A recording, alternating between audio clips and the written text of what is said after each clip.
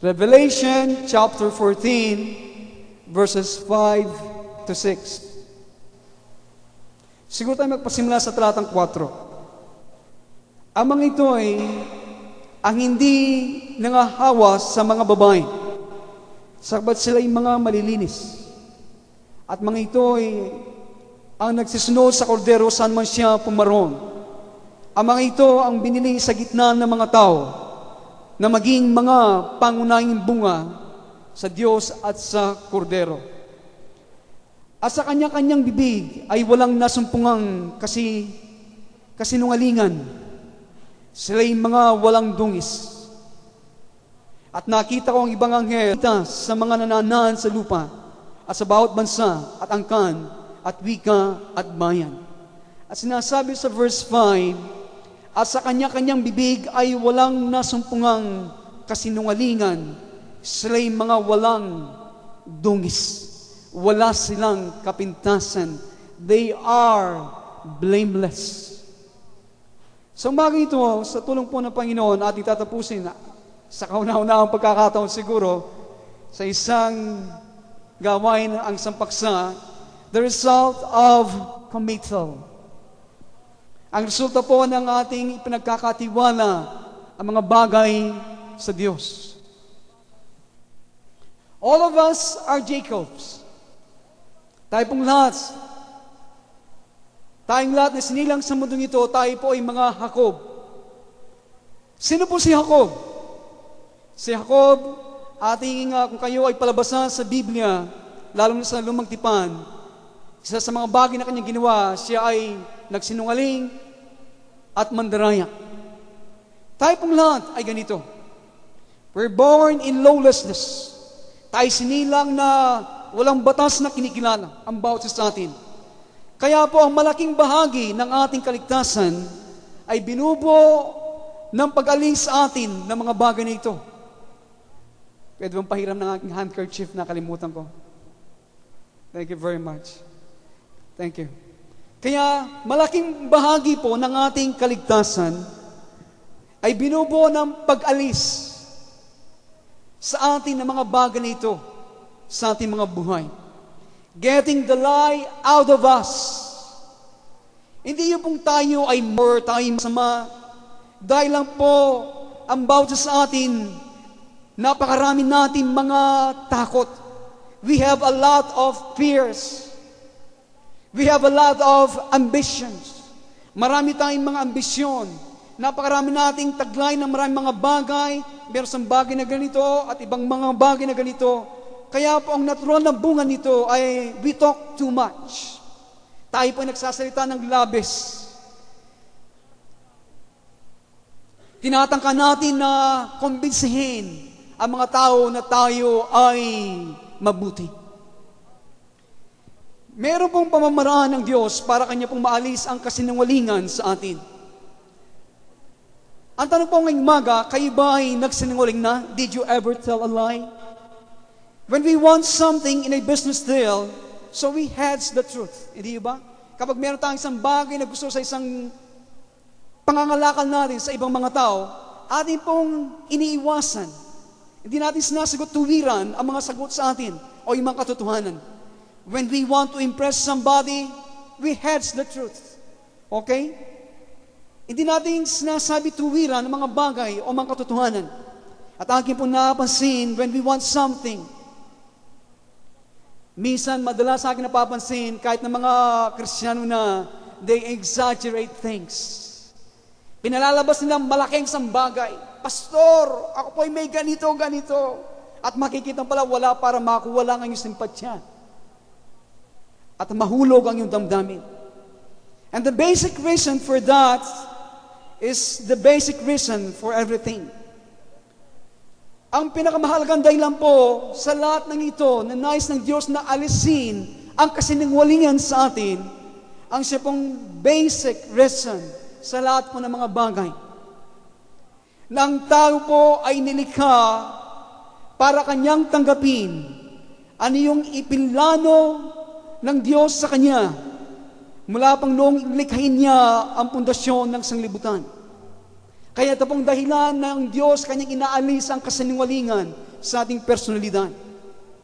Para ang tao na kanyang nilikha ay kanyang tanggapin ang ipinlano ng Diyos bago pa niya likhain ang lahat ng mga bagay. Kaya po sa ating buong buhay, kung yung mapapansin, sa ating pong buong buhay, katulad po tayo ng halibughang anak. Do you know the prodigal son? Okay, we know him. Tumingin-tingin tayo sa ating kapaligiran, at nakikita ang lahat ng mga klaseng mabubuting bagay, things we want, yung mga bagay natin gusto. At dahil po ang Diyos ay invisible, hindi natin nakikita, we reach, we grasp, okay? Tayo pilit na sumusungab, naghahangad, kumakamkam. We try to hold them. Yung mga bagay na ito ay pinipilit nating hawakan na mahigpit, ang mga bagay, ang mga tao, ang ating kalusugan, all kinds of things. Lahat po ng klase mga bagay. And the secret of life, ang sekreto po ng buhay, kung meron siyang sekreto ng buhay, is letting go of everything that He has given to us. Natin pong bitawan ang lahat po ng mga bagay na Kanyang ibinigay sa atin. If there's one secret of life, ito pong dapat natin gawin. Bitawan mo ang lahat ng mga bagay na ipinakaloob sa atin. At siguro masasabi niyo, yun ay mahirap. Yes, yun po ay mahirap. Dahil tayo po ay natatakot. Sa isip natin, hindi na natin muling makukuha ang bagay na yan kapag ating itong binitawan. We fear we lose something good. Tayo po ay natatakot baka mawala natin ang mga bagay na mabubuti.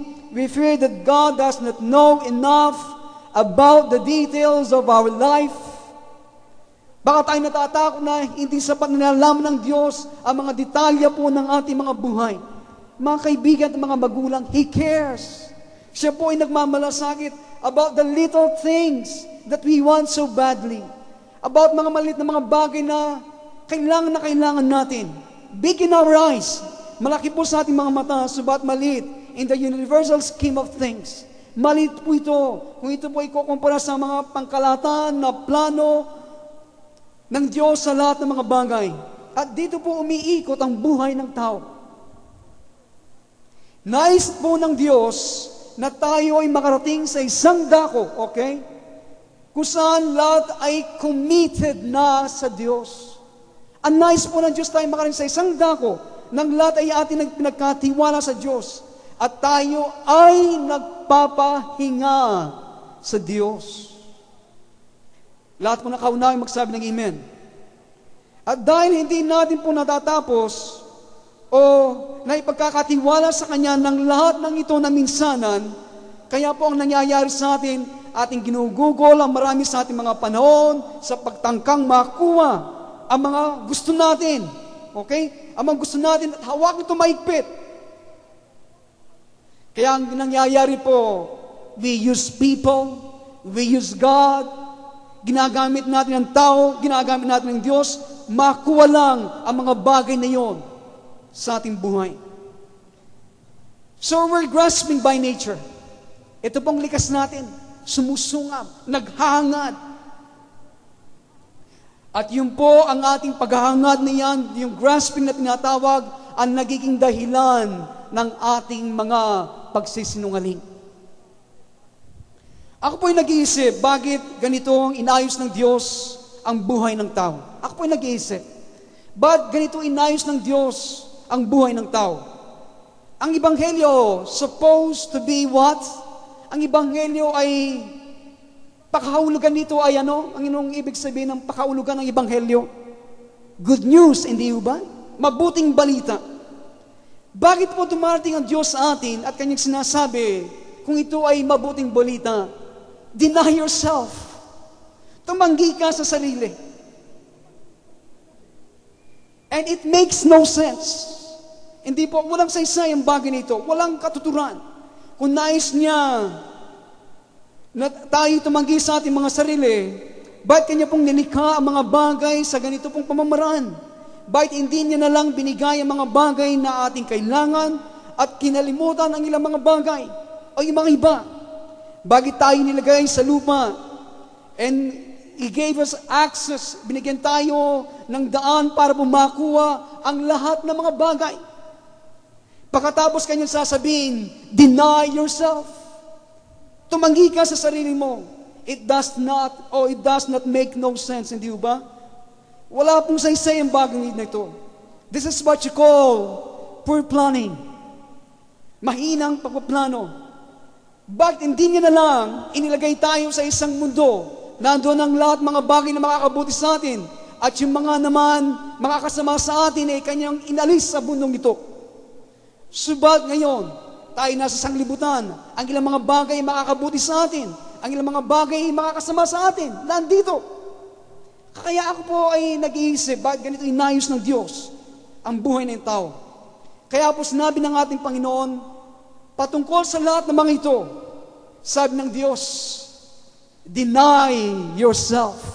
Tumanggi ka sa lahat ng mga bagay na ito. Meron pong dahilan dito ang Diyos. Hindi tayo katulad ng Diyos na hindi niya alam ang kanyang ginagawa. He knows what He is doing. Alam niya at meron siyang dahilan dito. Hindi dahil gusto ng Diyos tayo po'y maging miserable. Hindi dahil siya'y nasisihan sa ating pong pagtanggi o sa denial na ito or anything of a kind. Ano mang klase, hindi po itong dahilan ng Diyos. His ultimate goal, okay? Ang kanya pong ultimo at pinakamataas na nilalayon sa atin is to give us the desires of our hearts. Ito po ang ultimong nilalayon ng Diyos sa atin. Na ibigay sa atin ang pinakanasa ng ating mga puso. Doon po siya patungo sa lahat ng mga bagay na kanyang ginagawa at pinahintulot sa atin. Ibigay ang mga pagnasa ng ating mga puso. But before He does that, bago po ito gagawin ng Panginoon, isang bagay nais niyang matiyak. Before He shall give the desires of our heart, ito ang tinitiyak ng Diyos na hindi tayo gagawa ng mga Diyos-Diyosan sa anumang bagay. Na hindi tayo gagawa ng mga idol sa anumang bagay na ito. The first commandment, ang unang utos, is to love God with all what? Your heart. At lahat ay magsasabing, Amen. God is not satisfied with a man until he loves God with all his heart, above any relationship, above every talent, above every ambition, above everything. Hindi po masisiyan ng Diyos kanino man tao hanggang hindi niya mamahalin ng Diyos mas mataas pa at higit pa sa kanumang relasyon. Sana po dito ay tinatapyas na ng Diyos ang ating mga relasyon. Mas mataas pa sa ating mga talent, sa ating mga about ambisyon, at sa lahat ng mga bagay. To love God with all your heart, na mahalin ng Diyos ng iyong buong puso, at kapag po tayo ay nakarating sa lugar na yan, everything was committed. Ang lahat ng mga bagay na inyong tinatangkilik sa inyong buhay, ito inyong nagkatiwala sa Diyos, and everything is His. Kapag dumating tayo sa dakong ito, ng lahat ng bagay ay sa Kanya na. Kapag sinabi mong ipinagkatiwala mo sa Kanya, ang ibig sabihin, ibinibigay mo sa Kanya, ang ibig sabihin noon, lahat ay Kanya na. Amen? Ito nice makita ng Diyos sa atin. Kapag tayo ay nakarating sa kanitong dako ng ating buhay, ang kasunod po nito ay, fear is removed from us. Hindi ba? Ang takot po ay maalis sa ating mga puso at damdamin.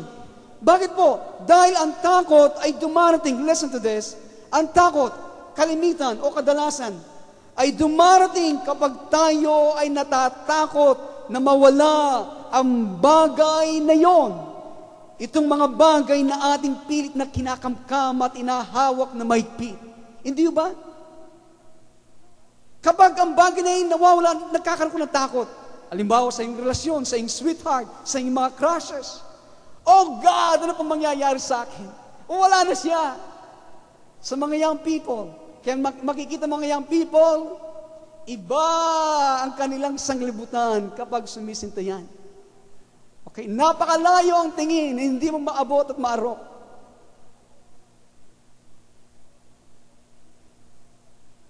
Kaya dito po nagdudulo o nagbubunga ang takot.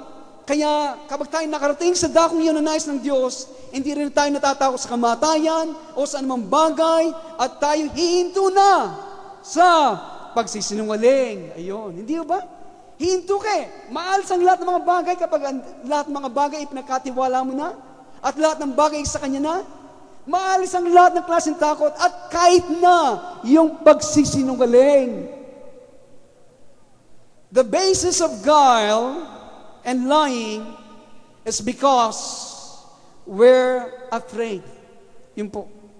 Ang dahilan po ang base ng katusuan o yung lalang o yung ating pagsisinungaling ay dahil po tayo ay natatakot. At hindi na tayo matatakot kapag ang lahat ay nasa kamay ng Diyos. Hindi ba? Hindi ka na matatakot kapag ang lahat ng bagay ay nasa kamay ng Diyos. Kasama na po dito, that includes our life, ang ating buhay, our health, our children, everything. Kalusugan natin, ang ating mga anak, at lahat po ng mga bagay, kailangan yan ay nasa kamay ng Diyos. Listen to this, okay?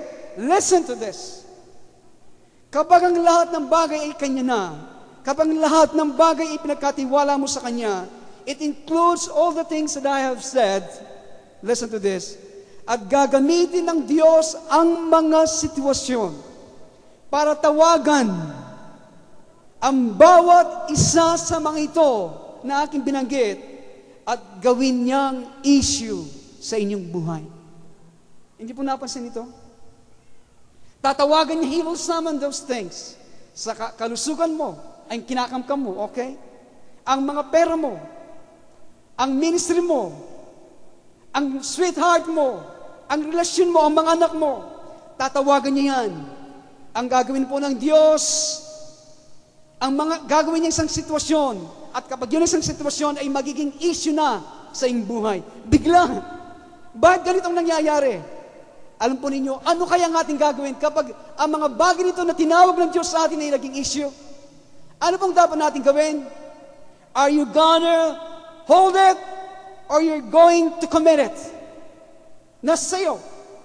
Ito ba ay yung hawakan na mahigpit o ipagkatiwala mo sa Diyos? Hawakan mo mahigpit o ipagkakatiwala mo sa Diyos? Hawakan mo mahigpit o ipagkakatiwala mo sa Diyos? Kaya dito po, mamumurita mo eh. Pili tayong inahawak na mga... Ito po nga kinapapansin eh. I'm sorry for that word, pero yun po nga nakikita. Pero hindi po ibig sabihin kapag ganito tayo lumalakad na isang passive state, okay? Ang ibig sabihin na, yung sasabihin, I don't care. Okay? Ayun naman ang Diyos kapag tinawag niya ang isang bagay at gawing issue sa ating buhay, ang mga bagay na ito, sa iyong relasyon, sa iyong kalusugan, sa iyong mga anak, ikaw ay lumakad sa isang, wala na akong pakialam sa kanila. Okay? Ayaw po ng Diyos yun. At gawin ang bagay na yon, yung ninanais mo. Yan po ay isang mahinang, di malusog na pag-iisip, a poor mental health. Dahil ikaw po ay nagsisinungaling sa iyong sarili. You do care. Ikaw ay nagmamalasakit kapag mayroong nangyari, hindi ba? Ikaw ay nagmamalasakit. So, hindi iyon ang solusyon kapag sinabi mong, I don't care. No. Come what may. No, that is not ang nice po ng Diyos. That is not the solution.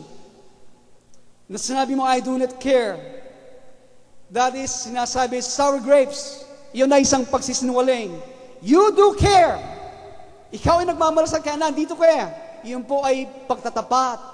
Iyon po ay pagiging honest natin or that's being honest sa inyong mga sarili. So, committal is a positive thing. Okay? Committal is a positive thing. Yung pong ipagkatiwala mong lahat, yun po ay isang positibong bagay. It's a dynamic thing. Okay? Yung pagkatiwala mong lahat ng bagay, yun po ay dynamic thing. It's a thing you keep on doing. Yun isang bagay na patuloy mong ginagawa.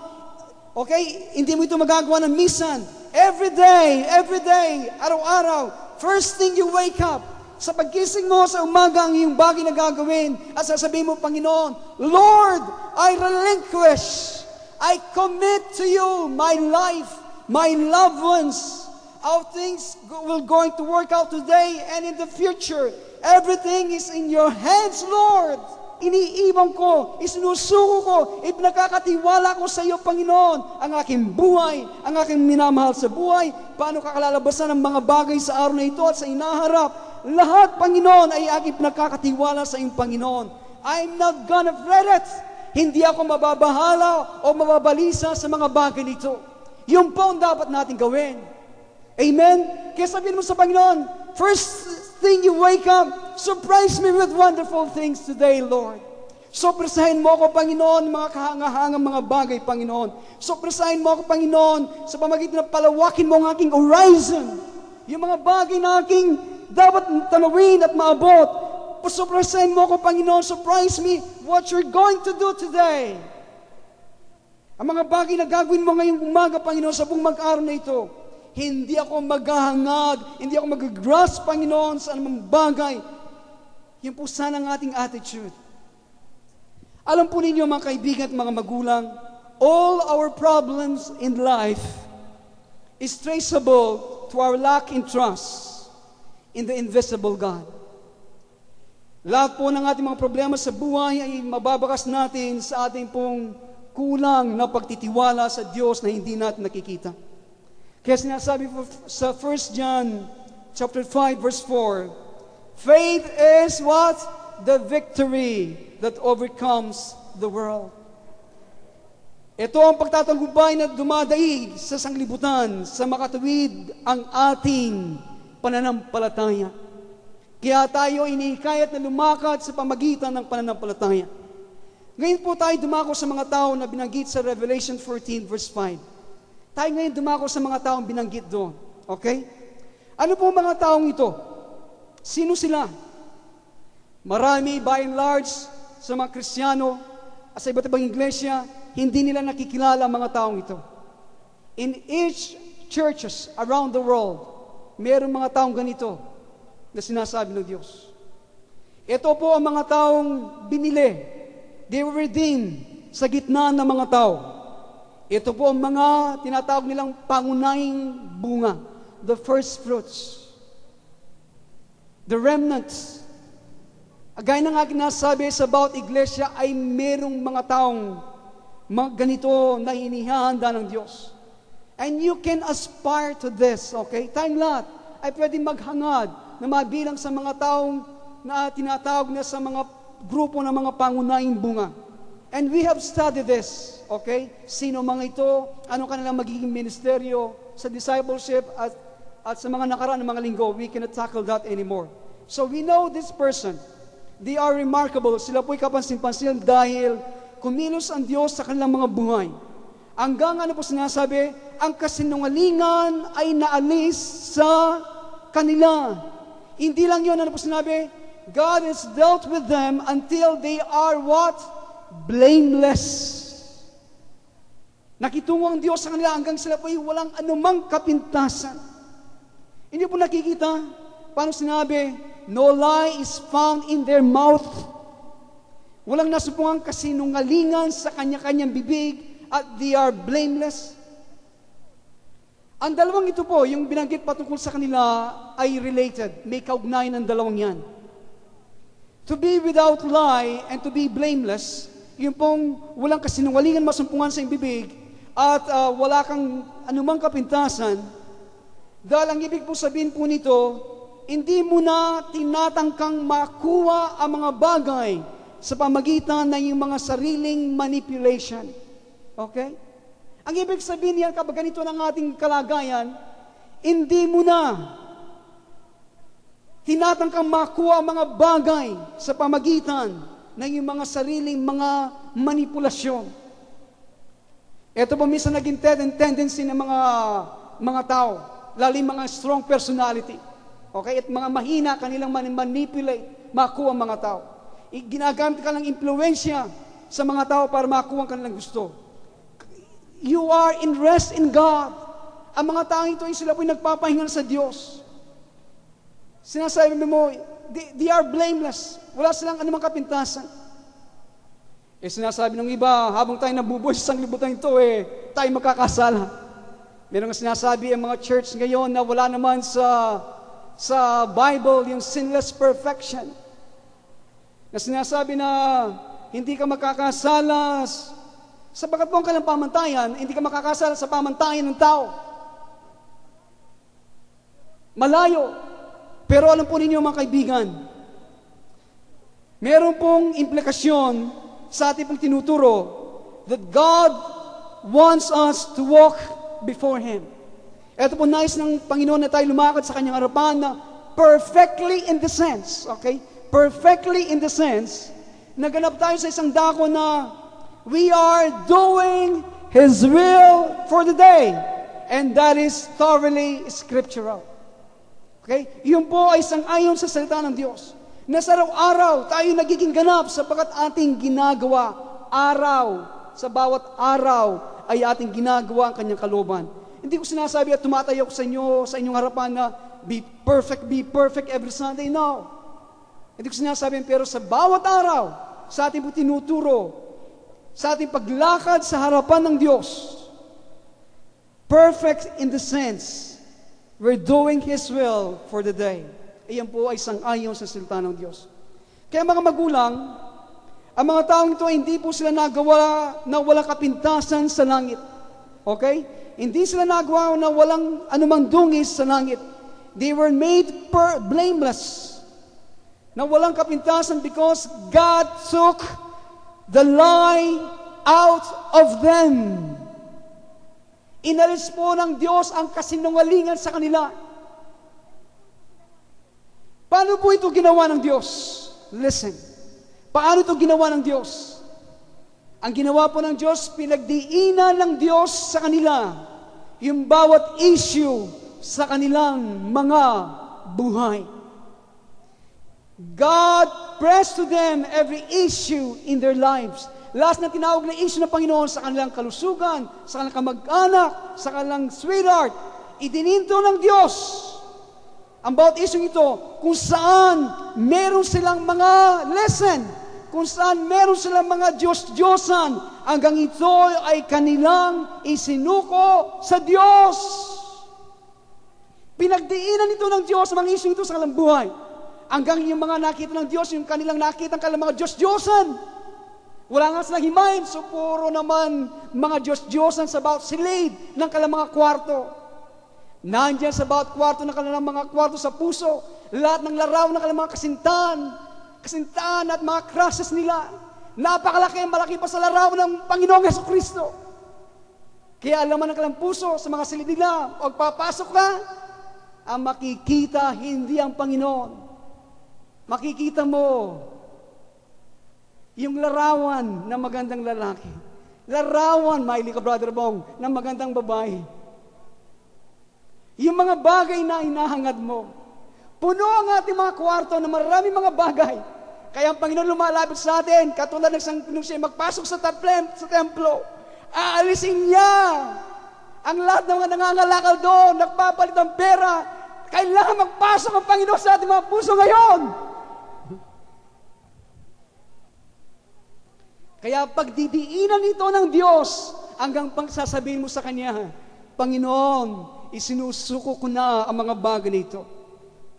Kaya po naalis ang kapintasan sa kanila. Pagkatapos po, alam po ninyo, pagkatapos nilang ginawa ito, hindi nila kailangan pa magsinungaling. Hindi ba? Hindi nila kailangan magsinungaling pa sa kanilang sarili at sa ibang mga tao. Hindi nila kailangan magsinungaling sa kanilang mga boss.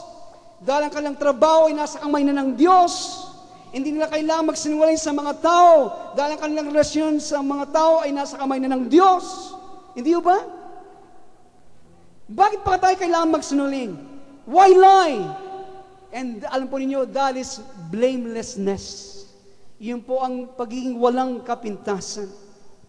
What do you mean you're not made blameless in heaven? Anong ibig ko po sabihin kapag nawala tayo ng dungis o kapintasan sa kalangitan? O hindi tayo mawawala ng dungis o kapintasan sa kalangitan. Okay? You're not made blameless in heaven. Alam po ninyo, we have a funny idea about dying sa ating pong pagpasok sa spiritual na kaharian. So, bukas o sa Wednesday, marami sa mga Kristiyano ay nasa mga libingan, kanilang mga minahamal sa buhay. We have talked about death sa mga nakaraan na Sunday, at anong gagawin ng tao at mararanasan niya kapag siya ay namatay. Okay? Ang Diyos na lilipad parang guided missile pagkamatay niya, kundi pahintulutan siya na manatili at i-review ang mga bagay at sa kanyang how he behave on this earth. Okay? Pero meron pang mga funny ideas ang mga Kristiyano po patungkol sa kamatayan. Nakakatuwang mga kaisipan patungkol sa kamatayan at sa kanilang pagpasok sa spiritual na kaharian. Kapag ating sinabing pagpasok sa spiritual na kaharian, ang ibig po natin sabihin, kapag ikaw ay namatay, iiwan mo yung katawan na ito sa ayaw mo at sa gusto. Listen, ang mangyayari, isang sanglibutan na naman ang iyong papasukan. Yun ang kaharian ng mga kaluluwa at mga espiritu. Okay? Kapag ikaw ay umalis sa isang physical na kaharian na ito, ikaw ay magpapasok sa isang pintuan kung saan gumagalaw at kumikilos ang mga espiritu, mabubuti at masama, at sila ay nasa ating kapaligiran. Okay? So, meron tayong mga funny ideas sa mga bagay nito. Napakarami pong mga tao na nangamatay na hindi nila naunawan ang mga bagay na ito. Alam ba ninyo na pagkatapos na tayo mamatay, tayo po ay magiging busy. Tayo po ay magiging habala sa mahabang panahon. Ano po ang ating gagawin? Tinuturuan sila. Iyon. Tinuturuan sila. Ano pong ibig sabihin nito? Ang ibig po sabihin, kapag ikaw ay namatay, hindi ka bibigyan ng karunungan o ng kaalaman, hindi ka bibigyan ng wisdom at understanding kapag ikaw ay namatay. Ikaw po ay dapat turuhan. Andiyan ba kayo? Kapag ikaw ay namatay, hindi bigla, okay, paggising mo, bigla ka ng puno ng kaalaman, puno ka ng karunungan sa Diyos. No. Akala ko puno, ganito rin eh. Kung bagong Kristiyano, I'm so amazed with the gifts and the things of the Spirit of God.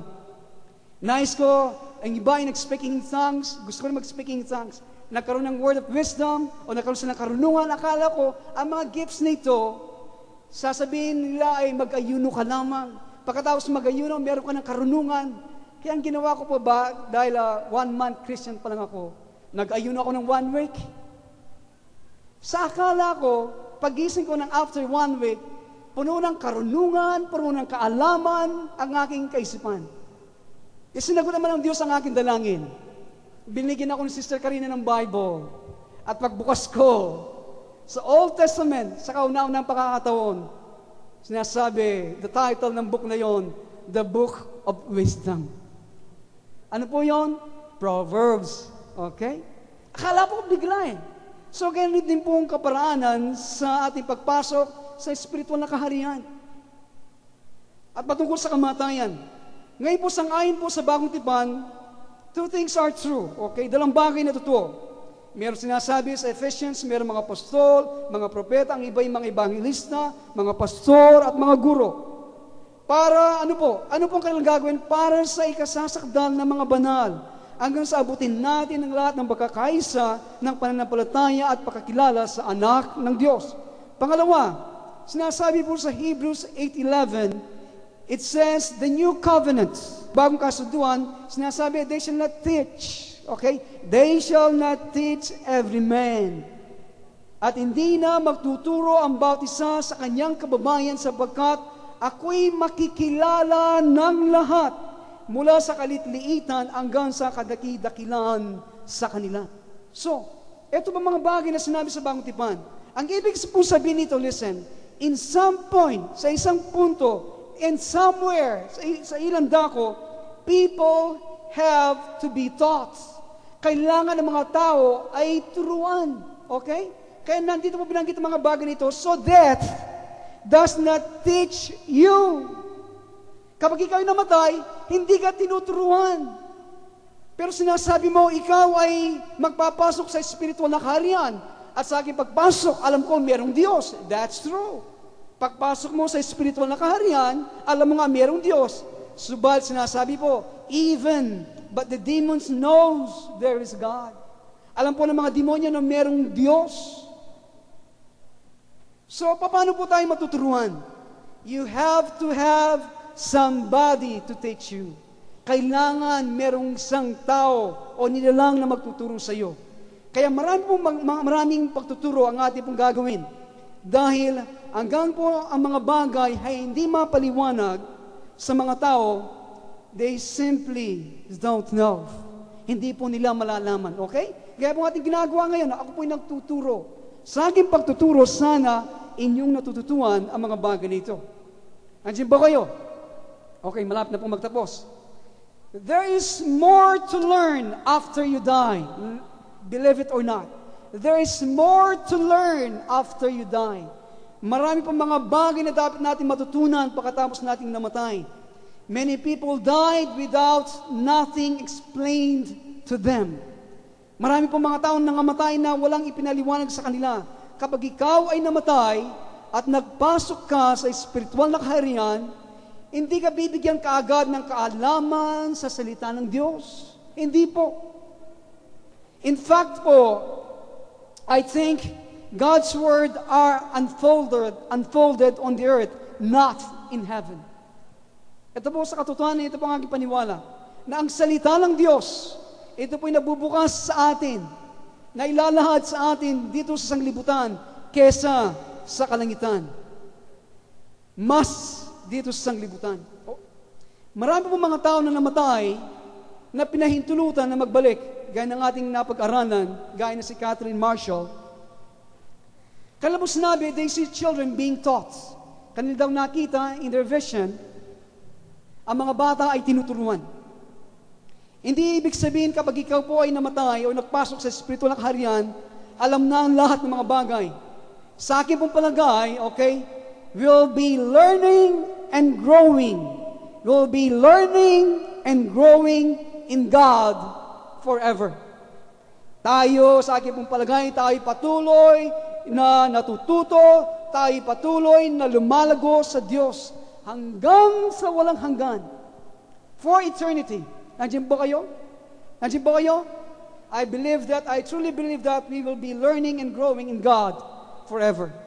But as far as the issue of lying and of blamelessness is concerned, kung ating mo pag-usapan naman yung pagsisinungaling, yung pong pagiging walang kapintasan na sinasabi ng Diyos ang ating pag-usapan, that is a finite issue. Yun po isang bagay na may wakas, okay? Yun isang bagay na may wakas, yun ay isang bagay na pwedeng wakasin ng Diyos. At bigla nandoon ka na. It is a mark. Ito po ay isang goal. Ito isang nilalayon na nais ng Diyos nating marating.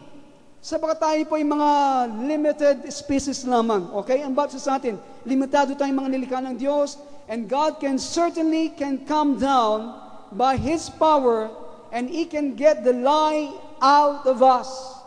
Pwedeng bumaba ang Diyos sa ating kalagitnaan, at Kanyang pwedeng alisin sa atin, Kanyang alisin ang kasinungalingan sa loob natin. Kaya sinasabi po, in their mouth, no lie was found in them. Okay? In their mouth, sa kanilang bibig, ay wala kang nasumpungan na kasinungalingan. They are blameless.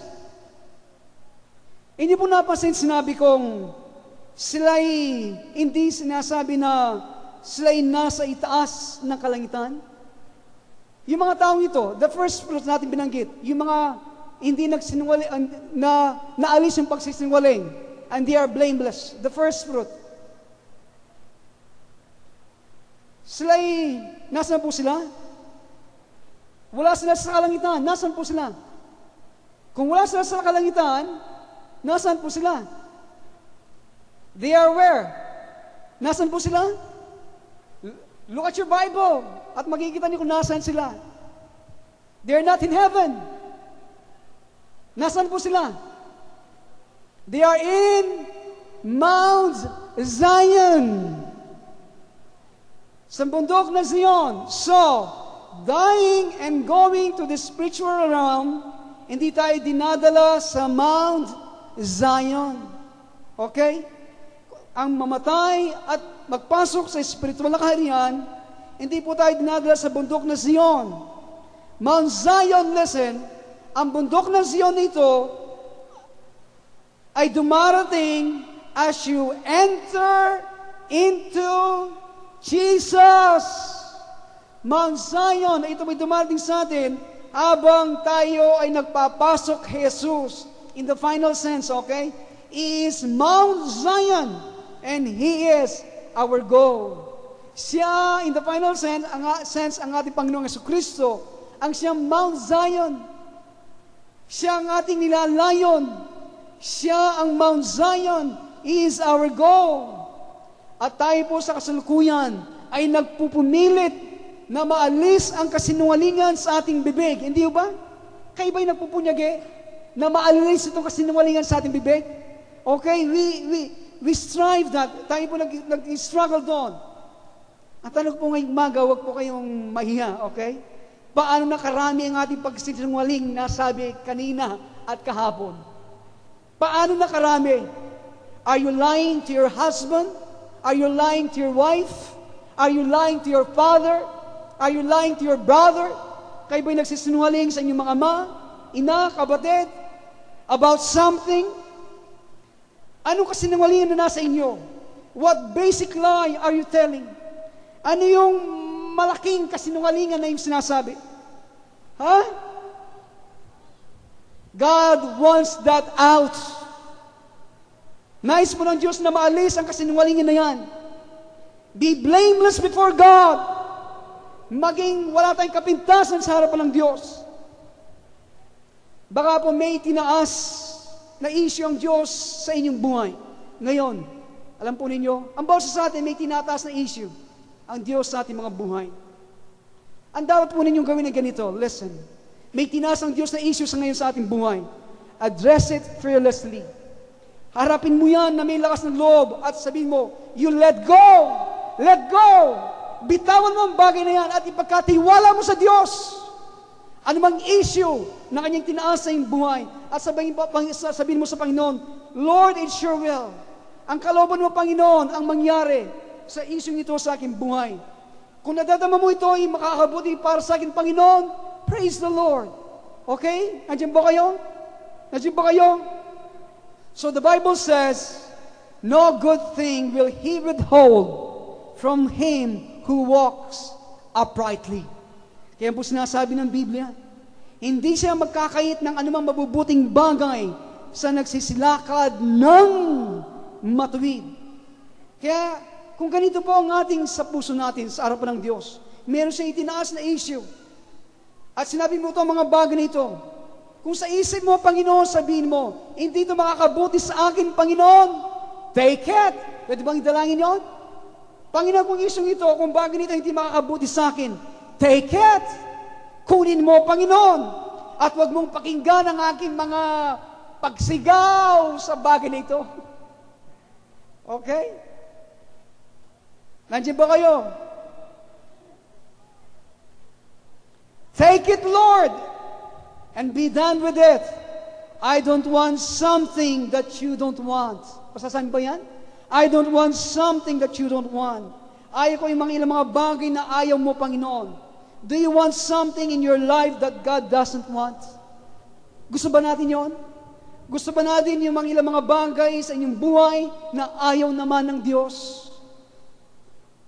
Gusto ba natin yon? No, you don't. I will answer for you. No, you don't. Ako may sasagot na para sa inyo. Ayaw po ninyo mga bagay na yan. You don't want anything in your life that God doesn't want it there. Ayaw po yung ilang mga bagay na yan na ayaw ng Diyos sa inyong buhay na manatili yan sa inyong mga puso. Maniwala po kayo sa akin. You don't want it. Kaya dapat po natin, let God take it. Amen? Pahintulutan na natin ang Diyos na kunin ang bagay na yan. So, this is the result of committal. Ito po ang resulta ng ating ipagkatiwala ang lahat ng mga bagay na ito sa Diyos. Ewan ko pa ba naging ganito mensahe ng Panginoon? About death, about commitment, about this thing, trusting God, sapagat siguro marami sa atin, ang dinidi ng Diyos ngayon ng mga issue, mga idol sa ating puso na nagdudulot ng takot sa inyo. Ang ilan siguro sa inyo hindi na makatulog, nagkaroon ng insomnia. Ang ilan siguro sa inyo ay nababalisa na.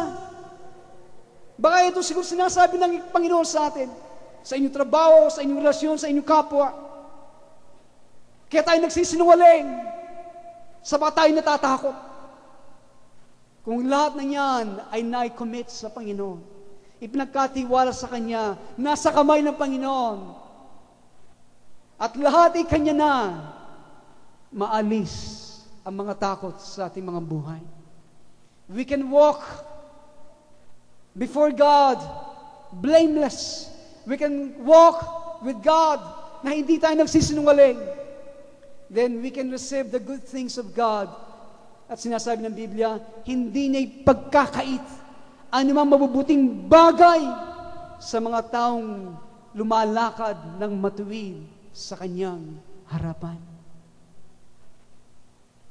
Mga kaibigan at mga magulang, ano kaya ang sinabi ng Diyos sa atin?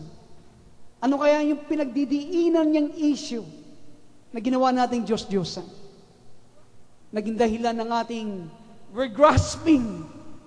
Kumakamkam ka. You're holding it. Ayaw mong bitawan. This is my Lord. Don't take it. Let God take it. Amen? Tayo pong lahat ay manalangin.